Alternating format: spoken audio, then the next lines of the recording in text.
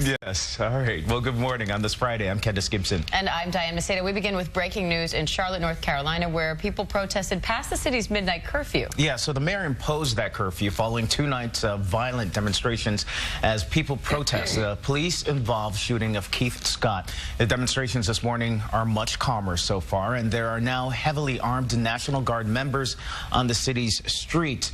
The police department tweeting out this photo of the command center where the operation is being coordinated. ABC's Heather Wallaga is joining us this morning with the latest on that. Heather? Candace and Diane, that citywide curfew is now in effect, but hundreds of protesters continue to ignore the order as they march through the streets of uptown Charlotte. No justice, no peace, no racism, no peace. For a third straight night, protesters took to the streets of Charlotte. A heavy police presence, backed up by more than 400 National Guard troops, didn't deter crowds from demonstrating against the fatal police shooting of Keith Lamont Scott, a 43-year-old black man. Scott was shot Tuesday by a black officer, Brentley Vinson. Police say Scott refused their commands to drop a handgun, which they say was recovered at the scene. Some witnesses say Scott had no gun. Others say he held a book. Thursday, authorities allowed Scott's family their first look at videos of the incident. In a statement, their lawyers said, after watching the videos, the family again has more questions than answers.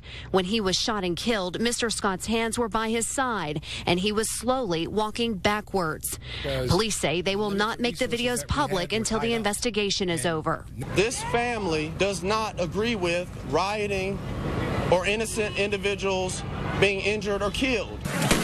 On Wednesday, demonstrations turned to bedlam as angry crowds clashed with police. Tear gas and flash grenades were not enough to keep protesters, some masking their faces, from smashing windows and blocking roads.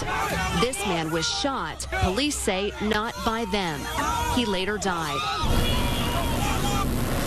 And at one point, protesters blocked part of the interstate just outside of Uptown. Police had to deploy tear gas to disperse the crowds. The city's mayor says that the curfew will remain in effect until the state of emergency is lifted. Candace, Diane? Yeah, Uptown being the very popular area there in Charlotte that was the scene of a lot of violence last night. And things are a lot more calm this night. Any issues so far? Well, Charlotte-Mecklenburg police have said that 2 of their officers were sprayed with some kind of chemical agent by civilians. They were treated by emergency workers. We have not heard of any reports of any civilians being injured. We do know that police continue to monitor the situation from about 1,200 cameras that are placed throughout the city. Candace, Diane?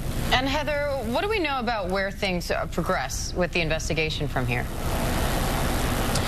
Well, you know, protesters are still very angry. They say they will continue to demonstrate. They're still calling for the release of that police video footage. The police chief saying that he will not be releasing that video. We know the FBI and the Department of Justice are here on the ground investigating, and tonight the family still calling for calm.